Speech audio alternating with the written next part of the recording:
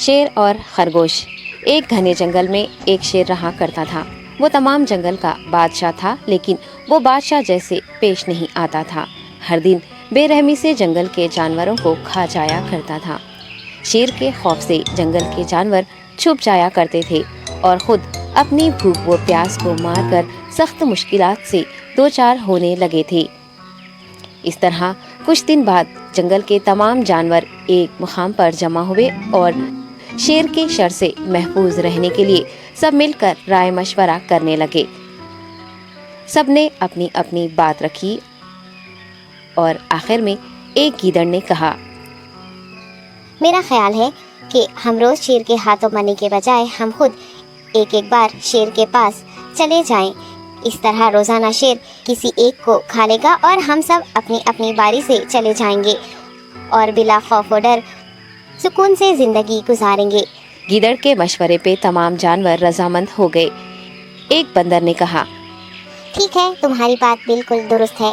موت کا خوف کرنے کے بجائے اپنی باری آنے تک ہم اطمینان و سکون کی زندگی گزار سکیں گے۔ جانوروں کی بات چیت مکمل ہونے کے بعد خود گیدڑ نے شیر کے پاس جا کر یہ ساری بات بتائی۔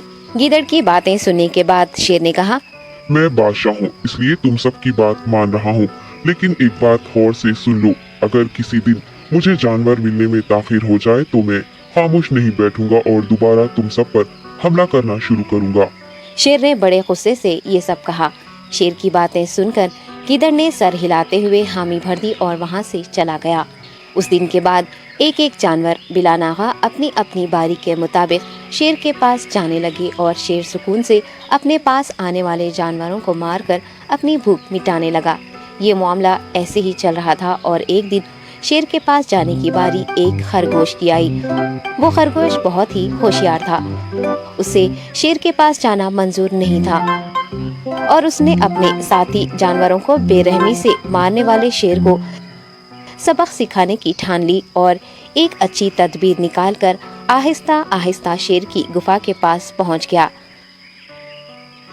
تاخیر ہو جانے سے شیر کافی غصے میں تھا اور خرگوش کو دیکھ کر غصے سے کہنے لگا، میں نے تم سب کو پہلے ہی کہہ دیا تھا، دیر ہو جائے تو میں خاموش نہیں بیٹھوں گا۔ تم نے وعدہ خلافی کی ہے، اس لیے میں جنگل جا کر من چاہے جانور کا شکار کر کھا جاؤں گا۔ تب خرگوش نے شیر سے کہا، معاف کر دیجیے بادشاہ سلامت، غلطی ہو گئی اور اس کا ایک واجب سبب ہے۔ اطمینان رکھیے، میں بیان کرتا ہوں، آپ سنیے اور اس کے بعد آپ آرام سے مجھے مار کر کھا لیں۔ شیر نے پھر غصے سے کہا، وہ کیا بات ہے، جلدی بتاؤ۔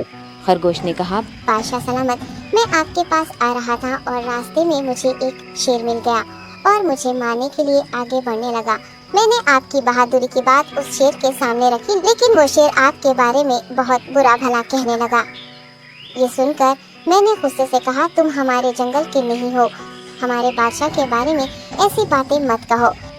یہ سن کر وہ شیر مجھ پر حملہ کرنے کے لیے تیار ہو گیا۔ یہ دیکھ کر میں نے کہا، تم مجھے مارو گے تو ہمارے بادشاہ تمہیں ہرگز نہیں بخشیں گے۔ تب اس شیر نے کہا، تمہارا بادشاہ میرا کیا کر لے گا؟ میں نے کئی ہاتھیوں کو اپنے پنجے سے مار گرایا ہے۔ تمہارا بادشاہ ہو یا کوئی اور ہو، میرے ہاتھوں بچ نہیں سکتا اور میرے سامنے کوئی ٹک نہیں سکتا۔ میں اسے ختم کروں گا۔ یہ سب بدتمیزی کرنے لگا۔